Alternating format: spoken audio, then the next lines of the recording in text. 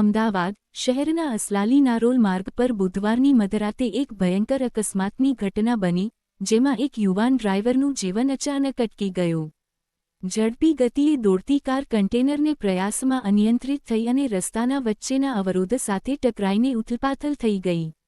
આ દુર્ઘટનામાં ડ્રાઈવરનું તત્કાળ મૃત્યુ થયું, જ્યારે તેની સાથે મુસાફરી કરી રહેલા અન્ય 4 વ્યક્તિઓ અદ્ભુત રીતે સુરક્ષિત રહ્યા.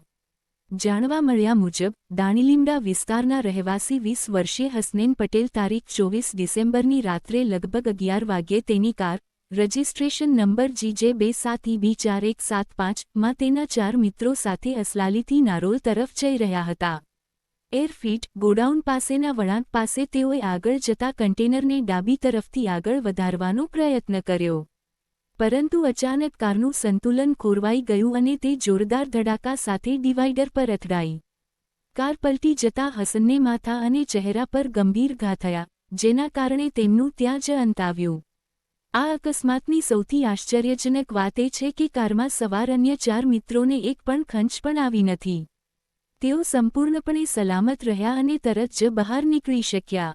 ઘટનાની જાણ થતાં અસલાલી પોલીસ તાત્કાલિક ઘટનાસ્થળે પહોંચી ગઈ અને મૃતદેહને તપાસ માટે હોસ્પિટલમાં મોકલી દીધો.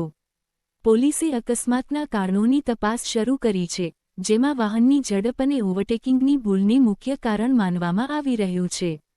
આ ઘટનાએ દાણીલીમડા વિસ્તારમાં શોકનું વાતાવરણ ફેલાવી દીધું છે. માત્ર 20 વર્ષની ઉંમરે હસનૈનનું જતું રહેવું તેમના પરિવાર અને મિત્રો માટે અસહ્ય વેદના છે. આ અકસ્માત રસ્તા પરની સુરક્ષાના મુદ્દાને ફરી એક વખત તાજા કરે છે, જ્યાં ઝડપ અને અસાવધાની જીવલેણ સાબિત થઈ શકે છે. વધુ વિગતો માટે પોલીસ તપાસના પરિણામની રાહ જોવી પડશે.